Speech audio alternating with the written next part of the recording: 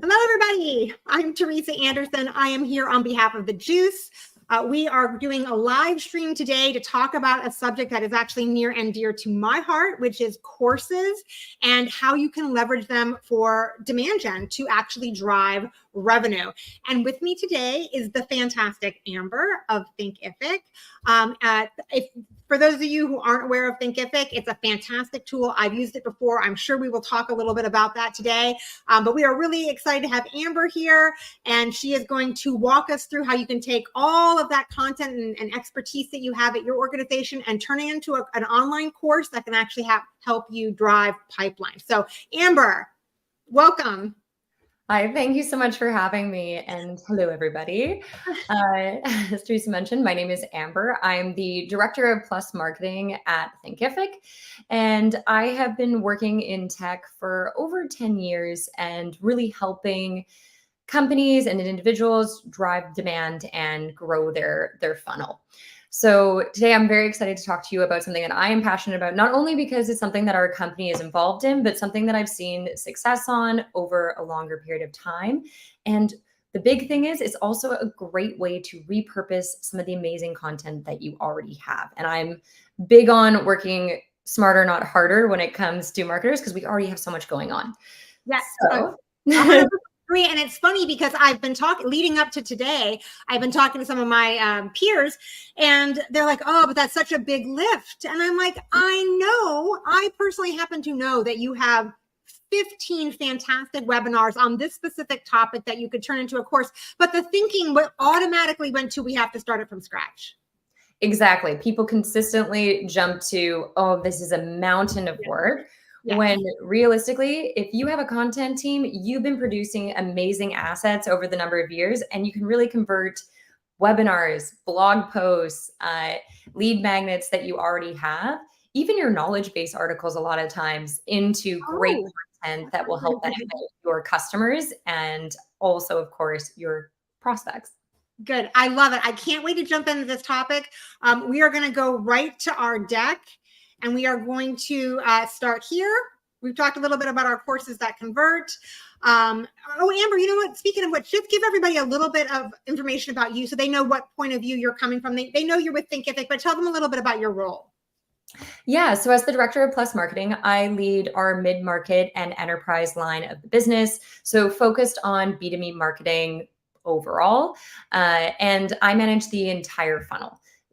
So I'm working with our ads team, I'm working with our content team, customer marketing, product marketing. It's the whole gambit of the team. And I also have a really great opportunity because I've grown with the company over the past 5 years, that I've also had a chance to really connect and spend a lot of time with our customers. So I've supported on customer research, building out our personas, and growing Thinkific Plus as a whole over the last 5 years, which is crazy. It's been that long already. Awesome. So not only do you have some knowledge here about courses and online courses, but a lot of deep knowledge about marketing and how the courses fit into that. So that's a great place to be in. As we move into our next thing is, what makes a course, why are courses great? Why are they powerful lead magnets? Why? Yeah, so I think I'd like to start with the bit of the problem that a lot of us face as marketers, and it's that you're really wanting to increase, obviously, your sales and your business and to drive net new leads, but spending money on advertising and marketing campaigns is a lot. Like 53% of what we spend is on demand gen, and 61% of marketers have ranked lead gen as their number one challenge. And so with that, what we were saying before is you want to be able to work a bit smarter, not harder, when it comes to your course content. And so what makes an online course really impactful and why it deserves a spot in your strategy is it does really three things. So the first is it enhances your credibility by highlighting yourself as an industry expert within your niche or your field.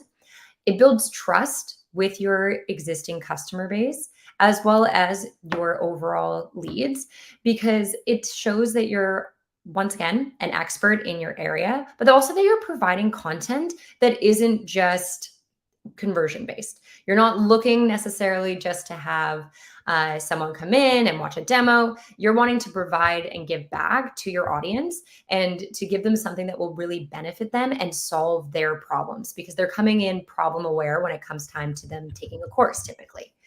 And the last piece is that you're creating an educated funnel. And I think this is a really great piece for your sales team and for nurturing and growing that audience, is as they take your courses, they're learning about the solution to their problem, which typically is what your product or offering is, but the value that you provide. So by the time they move down the funnel to getting ready to purchase, they're at a point where they understand fully the value proposition that you are offering.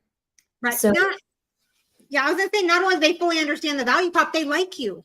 They trust yes. you. You've spent 3 weeks with them, 6 weeks with them, getting to know them. So yes, they're well informed, but you're already ahead of the game against your competitors because they deeply like you. They wouldn't have hung on through the course if they didn't. Exactly. They wouldn't have taken that time to go through it. And it really is just what you were saying, that it's more of a relationship building aspect. You're creating this long-term relationship. So HubSpot's actually a really good example of this. I'm sure as an audience of marketers, most of us here have taken one of the HubSpot Academy courses. And maybe early on in our careers where it was something that we were trying, maybe you were in school, or maybe you're trying to upskill in a certain area. But then you became pretty loyal to HubSpot as a whole because they provided amazing educational content, both in their courses and their blogs, and it really coupled into their overall strategy. So by the time all of us have grown forward, gone further into our careers, and we're making that decision about what solutions we're wanting to work with, HubSpot jumps to mind because, well, they've been able to support my development and my growth over such a long period of time that they seem like a natural fit. And so they're a fantastic example of someone who has really taken an academy and built strong relationships with their audience. So that's really what it is. An online course is much, much more than a content offering. It's really about that long form relationship building format that we see. Yeah, I love that. And, it's funny. I think that a lot of people shy away from long form content, especially because a lot of times for long form content, as a marketer, who lives and breathes a product, we hate repeating ourselves. Which, a lot of times with long form content, you're taking and you're saying over again something you just said, but you're saying it in the context of a long, more comprehensive course level content. And we, oh, they don't need to hear that again. So it's interesting that I feel like sometimes we shy away from doing long form content because we don't want to repeat ourselves. When in fact that, long form content consistently is shown to generate more engagement than short form content a lot of times. So it is interesting that we shy away from long form sometimes as marketers, and long form definitely has its purpose. Absolutely. And there's ways that you can incorporate both styles of learning. That's one of the great things about an online course, because everybody has a different learning style. And so there is long form courses that you can do, but you can have shorter lessons within those long form courses so that there's key takeaways and you can keep people engaged and really drive that impact as they're engaging with your content. So it makes a big difference having a central spot for all of your big content to come together as well, for your audience to be able to leverage all the resources that you've spent so much time and effort producing. Yes. Yeah, agreed. And that's another thing too. And again, they've already seen this white paper. They've already seen this thing. Then taking it and putting it into a course, it doesn't feel fresh. It doesn't feel, but the reality is that to your audience, presenting it in this way is completely fresh. Okay, so I'm going to go ahead and make sure, Amber, are you happy with the slide that we're on here, or should we go back? If we could go back to slide 8. Okay, so I think that we've got, I think there's a little bit of a different order here. So I'm not sure which one is slide 8. Can you just stop me when I'm ready? I think we grabbed the wrong deck this morning, so. No worries. Okay. Well, we can stay on that one and then, oh, perfect. Oh, yeah, I think Danielle was on top of it. Yeah, okay. Danielle, back up. a little bit further. Yeah, why don't we just stay here and we can Okay. talk through a few points and then No we'll problem. jump back in. Okay, good. The beauty of live recording. So, and you know what? In a course, you don't have this problem because you get to fully curate everything so beautifully on Thinkific that this never happens. So there you go. So we've talked about why they deserve a strategy. We talked about the long form relationship building. We've talked about educational courses and lead nurturing. We've even talked a little bit about why it makes sense to have this all in one place, repurposing stuff that you already have. It looks like Daniela might have uploaded a different deck. And I think she's going to the right slide that we need so we can pop that up. Jake, can you pop this one down and pop the one up that Daniela gave us? Done. Okay. Now we can go to slide 8. So now we're back on to that. Now you've got your lead gen course and you're talking about all the business impacts that it has, right? We've touched on a few of these. Which of these stand out for you, Amber? Yeah, so I would say one of the key ones that we haven't touched on yet is your overall brand and positioning. Okay. What I was saying about HubSpot, but that it really gives you an opportunity to position yourself well in the market as that industry expert and to build that trust within your brand. And the other piece is also that it's a tool for future iterations of your marketing and positioning. So it gives you a chance to see what's resonating with people as it's in your content and to figure out where the gaps in knowledge are for those that are problem aware, but not solution aware, and where you need to create more information to help educate those leads and to build out your content strategy further.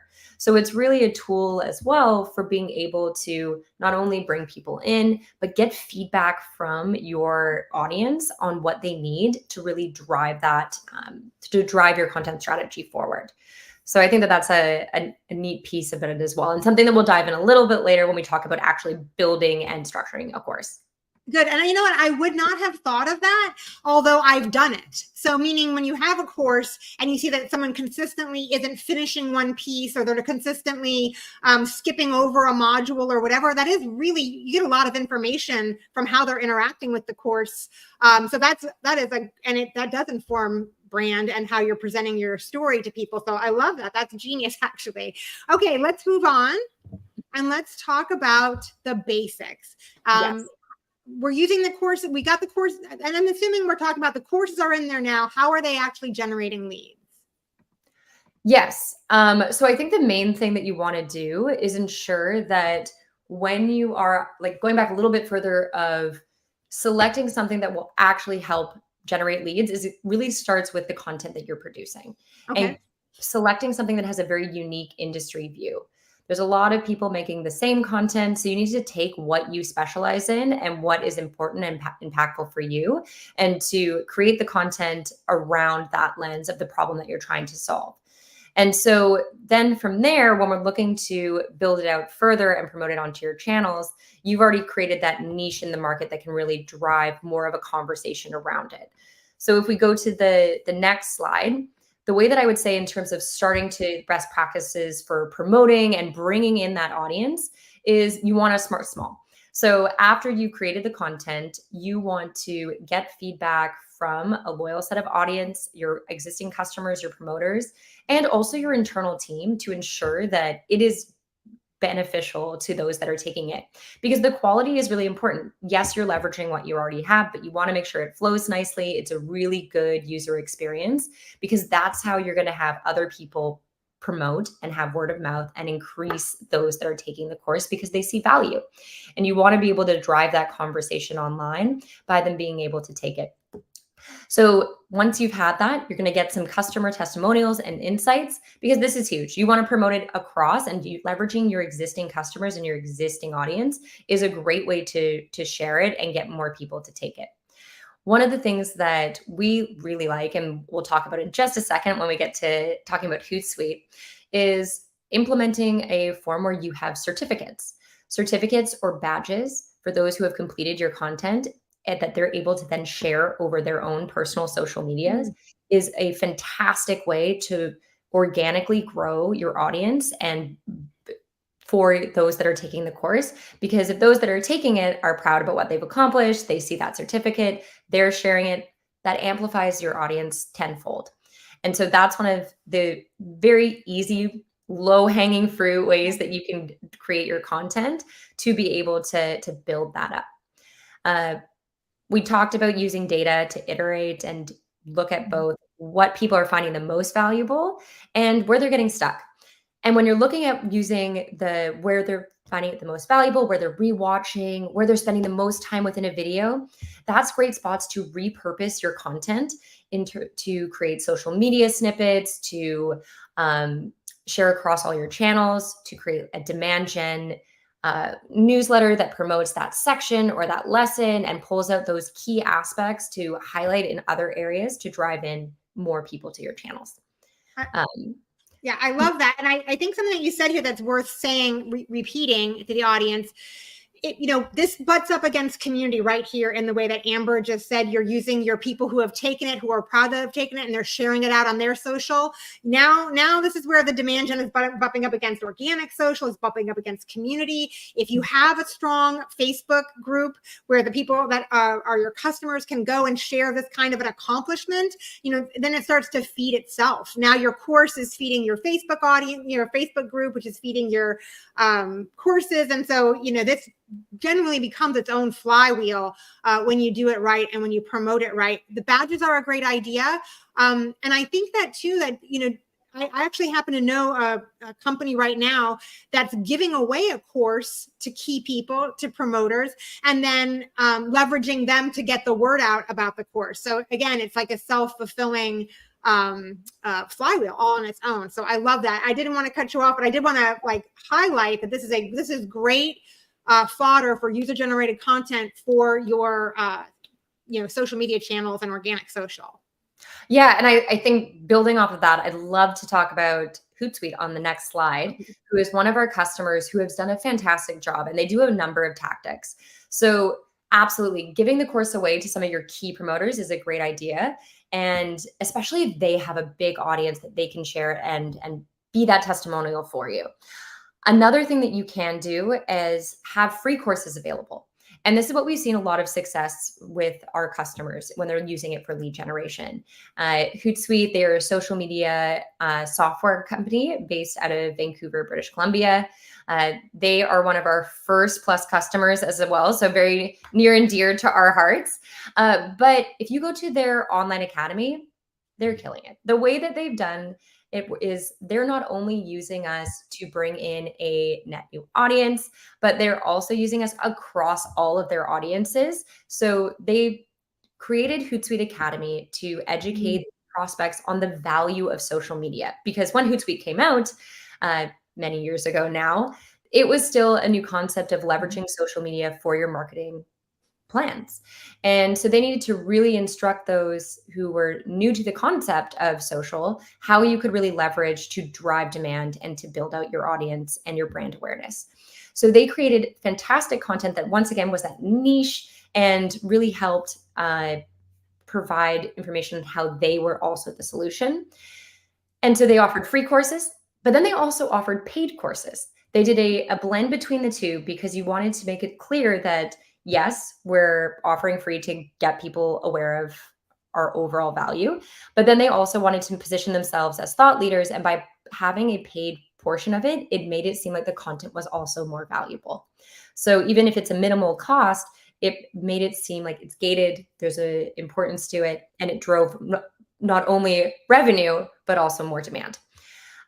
From there, they were able to leverage that content in so many different ways across their funnel. They use it to now educate their customers, their partners, and their team, because everyone has to take one of their courses when they come on to have a really clear understanding of how Hootsuite works.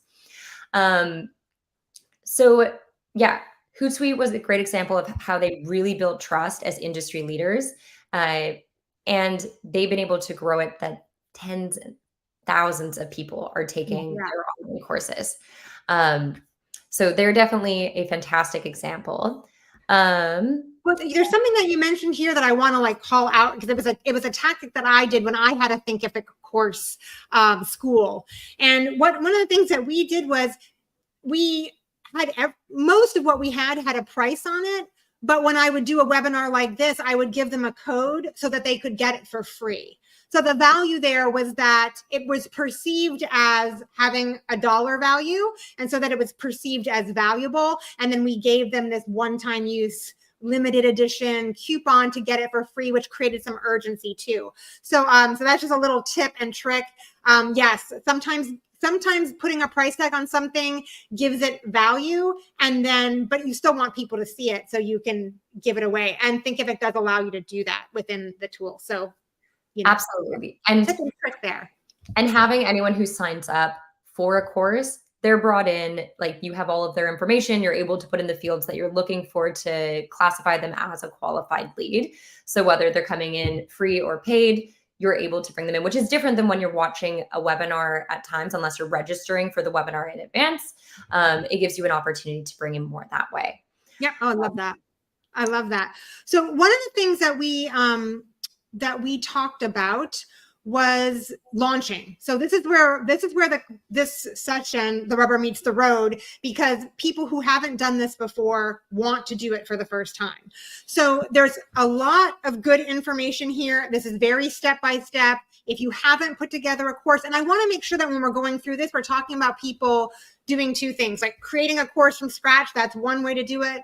But also, what do we do if we have existing content that we want to turn into a course? So yeah, no, I think that's the key, is you want to be able to leverage what you already have. And I think that that's one of the beautiful parts of an online course, is that it really is connecting all of the content pieces that you built up through your content strategy into this centralized place. But it can be a little bit difficult to get started. So the first piece I would say is you want to identify your audience and make sure you're selecting the right topic. So you want to really analyze the market and figure out which gap your course can fill. Most likely you've already been doing this with the content that you created through your blog, through your knowledge base. So it's really just mapping out, okay, this is our key problem that we're going to build our course off of. And then identifying those job responsibilities for your ideal customers and what knowledge they need to achieve success through this online format. So that would be your first step, picking out what your topic is and building it from there. Thinking about some starter points is like, yeah, what does your customer struggle with? What solutions might they be searching for when they come across your business? And how can I help them fulfill a need they currently have through my course? So when you're building out your syllabus, you're wanting to build it out in that way by focusing on what is that key problem and then building it out from there. Sorry. Throat. So when you're building out your course itself, the way that I would structure it is, yeah, once again, this is the key problem I am trying to solve. This is the theme or group around that.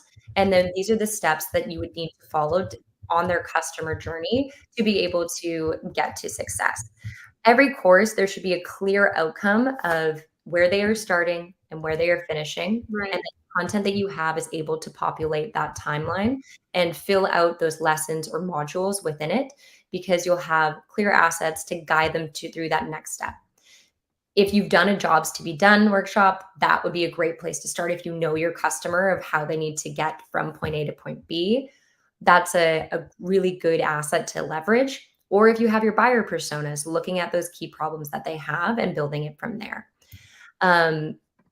So when we're building out the content, you want it to be interactive, you want it to be engaging, and you want to differentiate it from all the other courses that are out there. I would say looking at gamification is a big piece. Yeah. Unique to what you've done in the past, because we already have our blogs, we have our webinars, but adding elements of gamification, badges, certificates, pieces like that within your platform is a great way to start.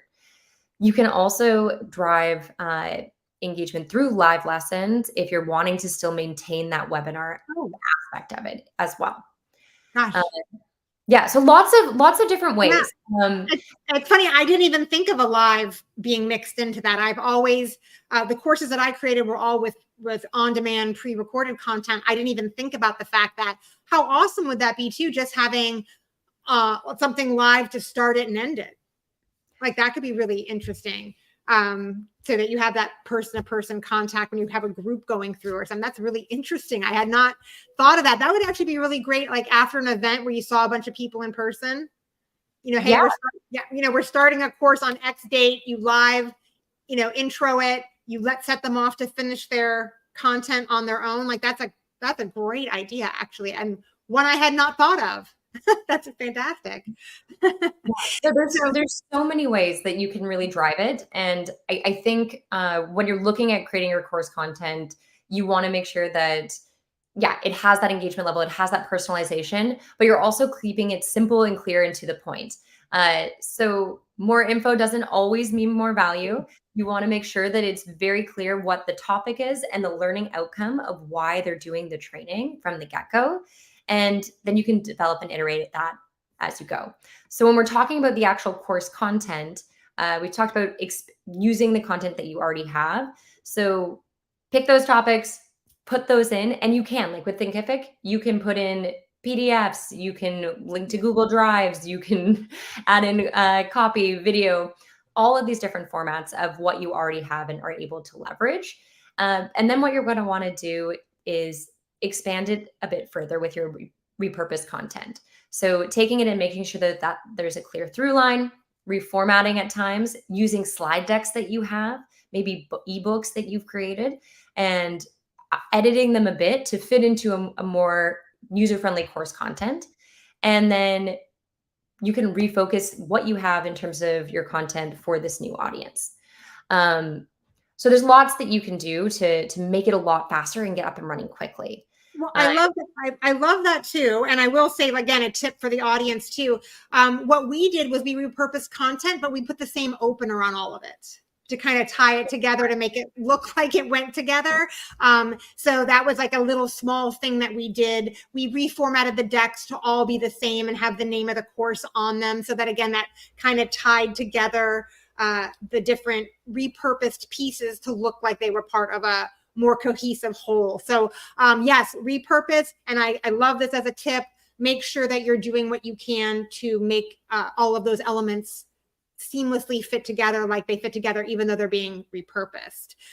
Did we talk at all about the quiz aspect of this? Because I do think that's like an underrated piece of the pie is those final quizzes, because I found, for me at least, in the final quizzes, I was able to data mine with the quizzes, if that makes any sense. Like I could get answers to questions that were data points that I wanted to know about the attendee in that quiz portion. So talk a little bit about quiz, and I can't remember now. Obviously, you can do quizzes. If you're doing a course, you can always have a final exam before they get their badge or their certification. But talk a little bit about the testing aspect of this in general, like how much is too much? How much is, the right, what's the Goldilocks for quizzing? Yeah. So I would say the Goldilocks for quizzing would be one, depending on the format of your course, of course. If you are doing a certification course, having that exam or having that piece at the end is very important, because then it also proves value and shows that they've had to work through and get to that endpoint. But the way that you can ensure that your content is really sticking is using smaller quizzes or questions peppered throughout your course. So at the end of each module or lesson.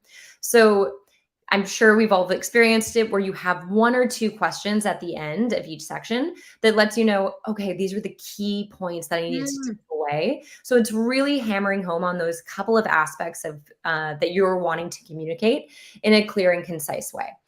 What you can also do, if you're depending on how much you're wanting, if you're using it as a, hey, I just want people to have a really good baseline understanding, or if you want to be a little bit more strict and make sure that we've hammered home all the details, you can also prevent people taking your course from getting to the next lesson or module until they passed a quiz.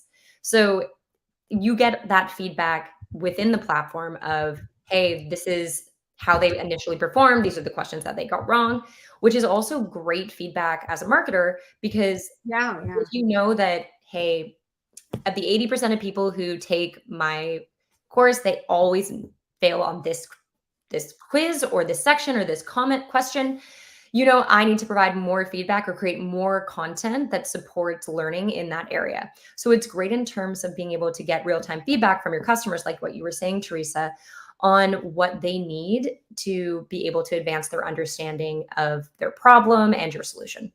Right. And I have to say, like, I had a couple that, like, I was almost overt about it, because I would say, like, is this a conversation? Like, one of my questions would be, is this a conversation you've ever had in your organization? You know what I mean? Like, like, really, is this whatever this topic is, how much of a pain point is it at your organization? What are you guys, again, it was a way for me to play up my pain points. Is your organization currently experiencing any of these? Click all that apply. That's just such, I hate to say that's weaponization, but it is definitely, it is literally creating a thought funnel. I mean, did I just invent a word here? But, like, you're pushing them down a thinking path with the questions and the quizzes and the content. Like, you starting here with your pain, and then I'm able to, like, shepherd you. Maybe that's a better way of saying it. I can shepherd you towards, even self-assessing where you're at with something. I'm sure a lot of people never even, oh, you know what? I haven't ever asked my boss about solving this exact pain point. And that's even a self-realization. So yeah, I think the quizzes and the interactive questions are huge. And I think that you can get a lot of information out of it. And let me just say here too, if you're going to do that, if you're going to use a course as a way to get information from your audience, make sure you're sharing that internally. Yes. Unfortunately, you do not want this information to live and die in marketing. The sales team desperately needs to know this information. And the customer success team likely probably already knows the information, but they probably need to be validated and hear it too. So I love this. You've got exactly here a nice to-do list on how to pull everything together. This bullet here, record the session, self-produce or outsource. Mm-hmm. Tell me what this means to you, as far as, like, what our options are. Yeah. So if you're trying to get content up and running quickly, one of the ways that you can do that is through a format similar to this, where you create and do a live webinar, and then you can record the session. You can have it done through your online course or in a separate entity if you're wanting to use Zoom or other platforms that you're used to and comfortable with. And you can record that piece. And if you're happy with it, upload it directly into your content, into your course. So you can have one full lesson in just a pre-recorded easy piece, and you're not having to do it multiple times.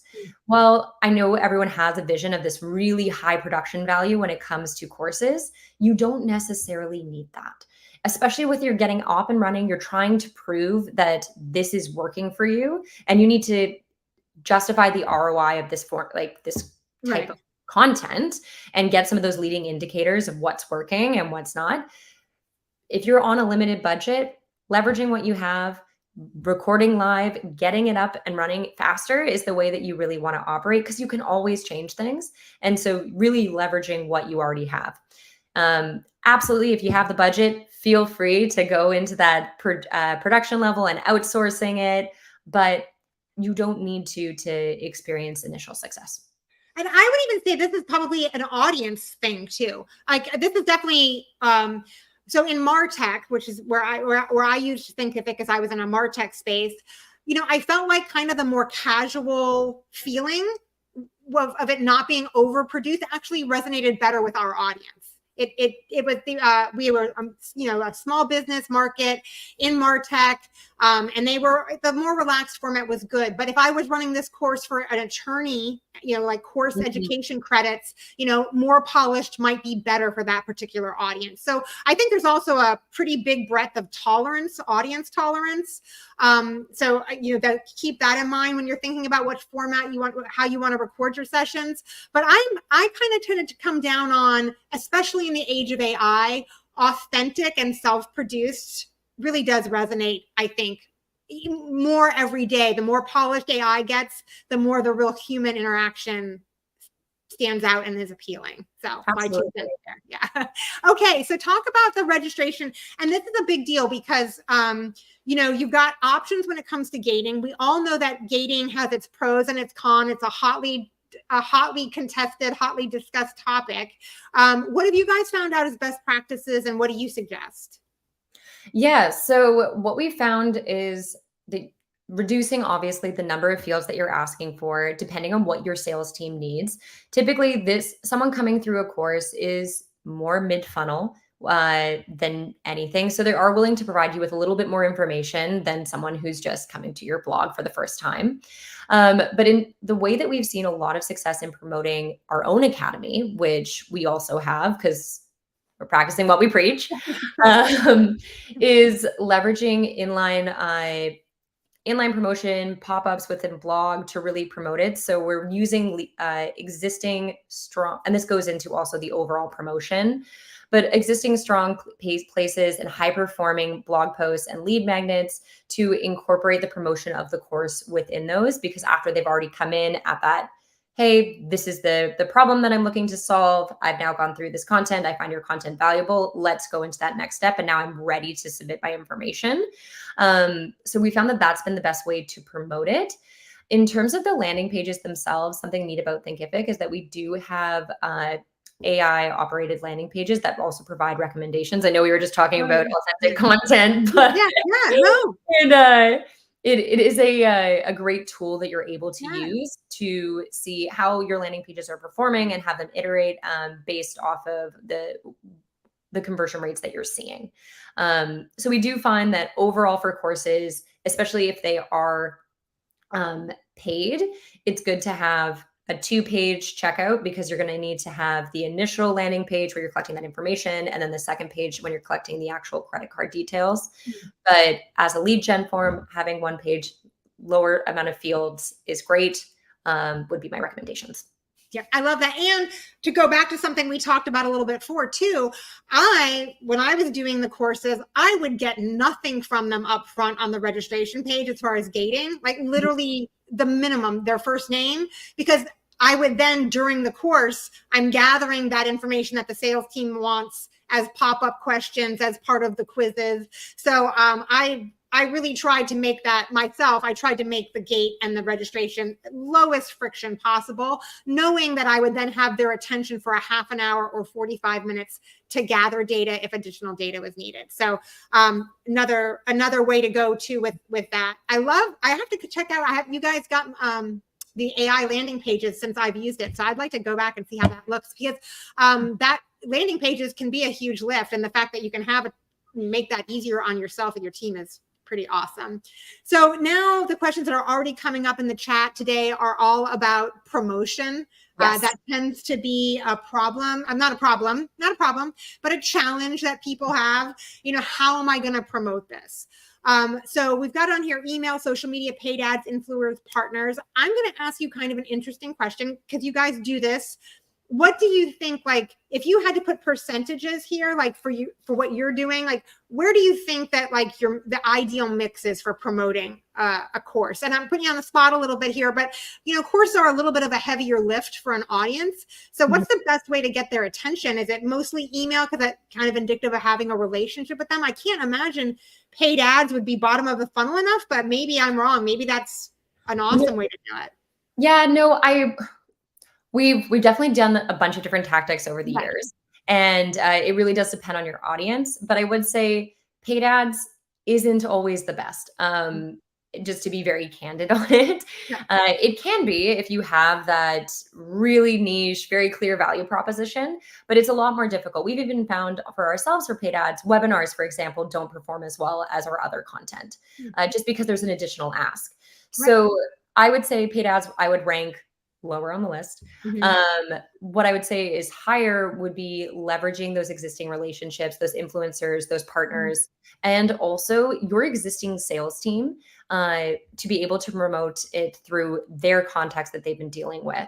So it's a really good relationship building tool if you have a leads list that maybe they've been a little bit quiet, they haven't been engaging. A course is another great way to re-engage them by providing them an additional value. For promoting, though, net new bringing that brand new audience, I would say the biggest one really comes from the SEO play as well as your website. So what you want to do is really be strategic about your name, your description, your online course, and research the keywords that you want to include that will really help drive traffic. online course platforms like Thinkific offer SEO functionality, and it's definitely important to leverage. But what we've found and had the most success on is really with what I was mentioning about our blogs, really positioning the course as a part of that overall learning flow where they've come in, where they're on that high traffic page, and we're using inline or pop-ups to really drive conversions for them to get to the course. When we're promoting a brand new course, we've also found that putting them on our website as a sticky bar is a great way to drive those that are already brand aware and aware of what you're offering. But you need to have built up over time that understanding that, hey, I'm going to go here. Once again, like HubSpot, great example. If I'm looking for best practices, I'll go to their blog, and then I end up taking a course because I've gone through all their other content and I'm looking for a more in-depth approach. Email. I'm going to slip in here too a pitch for the juice a little bit here too, because one of the great things, I mean, this is a great way that you're using, you put a course up, it gets seen by anybody who comes to the juice and searches on it and clicks on it, and the traffic all goes to your website.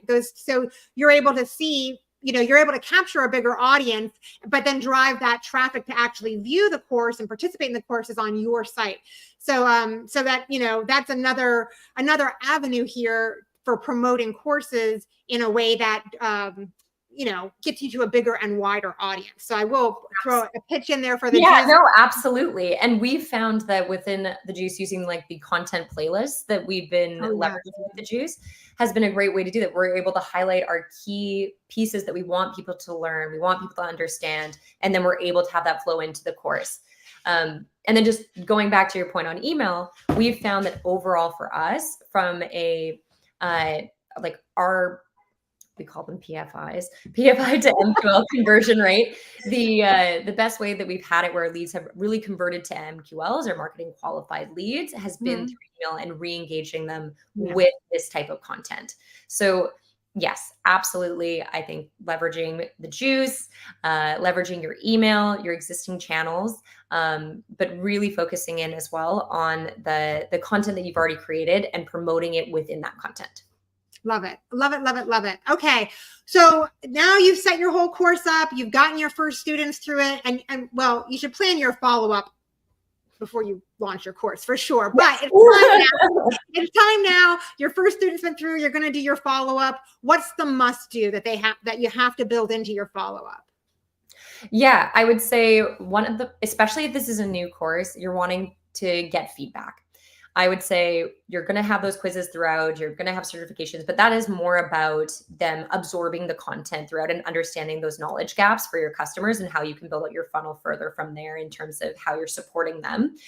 But when it comes to the quality of the course, are people enjoying it? Sending a quick survey is a great way to get feedback on it. Now, something that we have on our team at Thinkific is we also have our sales team split into those that are dealing with people who are directly putting up their hand. And then we have what we're calling our warm account executives that are dealing with our marketing qualified leads that are coming in through content. So they specifically would work with those that are going through courses. So once we have the marketing follow-up, we also have the sales follow-up for those reaching out asking, hey, I saw you took this course. I see that you're looking to learn about this area. Can I provide any more guidance? Can we have a conversation? Have you thought about Thinkific? And so we've seen actually a ton of success in implementing that team, and having that direct human touch to follow up has been very impactful. And because they've been so committed in having this longer form content, they're more likely to have a conversation because they've already invested all of this time and they see the value. So having your own feedback loop for marketing efforts, especially when you're getting started, very important. Getting your sales team involved. And then lastly, if you do have those certificates and badges and they're sharing, making sure that you're engaging with them on social media to help really amplify that and make sure that they're feeling heard and valued as well. Love that. And don't be afraid to prompt to get those user generated comments. Don't be afraid to say, hey, congratulations on completing your course. Here's a template you can customize to share this with your network. That as much as you can give them tools, prompt them to share their favorite part of the course. Give them a Mad Libs where they can fill in what they took out of it and what was their favorite part of it and which tool they used the most and that kind of thing. As much as you can do that for them, you're going to maximize the chance that they're going to promote you. And there is truly nothing more valuable than that user engagement, of course, but also that testimonial that the course was worth someone's time, a peer of theirs. So a very powerful combination of things we can do to maximize the value of that course attendee after it's all over. I love that. So we are to the end of this discussion already. We've given everybody a really good step-by-step guide here on the idea of courses that can convert. And I'm going to jump ahead a little bit because I saw a question that I want to make sure that we cover here, which is, you love this now. You've watched Amber talk about this. You're like, I'm sold. We need to turn some of our webinars into courses. How do you talk your boss into it? So I think I can do, put this, yeah, thank you, Jake. So what am I going to do here? I've got to make the case that we need to do this, that we're going to spend some time and money on getting it going. What's the business case here? And I think this is a very timely moment. I'm sold. How do I sell my boss?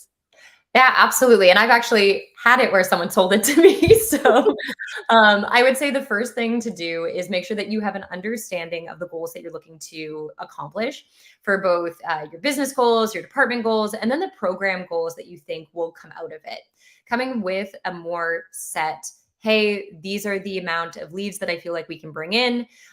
This is the amount of enrollment numbers. This is the shares on LinkedIn. This is what I'm anticipating in terms of our overall impact will really help strengthen your case because you're coming in with hard numbers, even if they're guesses because it's something that you haven't done before. There's lots of great information on benchmarks that you can pull. We have a customer education benchmarks report we can send out after as well. That's a good helpful guide. So I'd say starting on that side, and then also looking at what you already have and creating a quick outline of, hey, this is how light the lift can be because we already have all of this great content that we can leverage versus starting from scratch. You're going to need a bit of a budget to get it going potentially if you're wanting to promote it, but you can also start by just getting it off the ground, starting with something small, and then seeing how it resonates with your customers. So I would pitch it as a pilot project, have your clear goals, and then make it clear that it will be a lighter lift because you can leverage what you already have. I love that. And I think that another compelling case here, when you're mapping this out for leadership, you've already spent money on some of these assets. Yes. You're already net in the hole with hard and soft costs to create an ebook, to create a webinar. So if the more eyes you get on that piece of content that you're already invested in, the higher the ROI is for that piece of content. And I think sometimes it's easy to forget that content, if you could actually calculate up the cost of a piece of content. And did you get enough eyes on that? Did you get enough engagement? Did you get enough downloads to justify the cost? So I think this is another way too, when you're making that case about, the lift won't be too heavy. We're repurposing existing content. Listen, our team has 30 hours in on that ebook. It'd be nice to get more value out of those hours we've already spent. Absolutely. That would convince me. Because and unfortunately, the number of how many hours are in an ebook is always a little shocking. I think, I mean, like, the ebook took us 10 hours. No, your ebook probably took you a lot more time and money and energy than that. Yeah. So yes, it is part of the compelling conversation is you already have money invested in these things. How do you get more money out of them? How do you get more value out of them? So I love that. Okay, so we skipped ahead with that question and answer, but I thought it was just too timely for this exact moment to say, drive it all home. Now I have to sell it to my boss. We're at the part of the discussion where we start to share some of our additional resources and other items that our people can use. So are any of these the resource that you already talked about, Amber, or do we need to put that into the chat? Oh, it looks like Jake already put it into the chat, Awesome. the benchmarks report. Okay, perfect. And you said some of the information's in there that can help them with putting together that business case for their leadership, right? Some of those numbers on provides you there. some guidance on benchmarks of what other companies are doing, what's the baseline, to provide you with that goal setting piece, because I think that that's really important to see where you can potentially go, but also be realistic about your goals when you're setting it up, because there will be a learning curve. It will grow over time, of course. Right. Well, it's interesting because I'm pretty sure this article also could tie into making that business case with your boss, because you're talking, it's helping you to see like where you could say, this is where we might get some measurable impact. Here's another company who got some measurable impact out of a program. So I think that article also helps make the case to your leadership that this is a good use of your time and energy and resources. And then once you do get approval that they're like, yes, create a course for us, it's going to be awesome. This podcast will help you, because it's going to help you. I'm sure it's jam-packed with things that are going to help you get more engagement out of your students when you create the course. You hit the nail on the head with all of those. Well, good. Then what the good news is then we put into everybody's hands some really applicable, practical, hands-on pieces that they can put into action after this is over, which is what we always want to do, which is also why we share this deck. So this deck with all these links will be available to everybody after we're done, so that you can pull this out, help build your case for your boss, have links and access to all the assets here that we've talked about. The final thing that we have to do is to make sure that everybody stays in touch with us. So you can follow Amber, the fantastic Amber. You can follow her on LinkedIn. You can follow me as well. And then content like this is also available on the Juice. You tell the Juice what you want to see, what you want to read about. If it's courses, if it's demand generation, you tell the Juice that, and the Juice will make sure that you've got quick access to things that you're interested in right in your inbox. So I think that's it. Do we want to take, we're kind of at an hour right now. So I think we're just going to say thank you and wrap it up. Amber, I cannot tell you how awesome it was to have you with me here today. I know we had a little bit of technical difficulties, but I think it all worked out in the end. And I really appreciate this. I learned a lot from this session, so I appreciate that. Well, thank you so much for having me. And yeah, if anyone has questions post-event, please feel free to reach out to me on LinkedIn. I'd be happy to answer them. But thanks so much for your time. I really appreciate it. All right. Bye-bye, guys. Bye. Bye.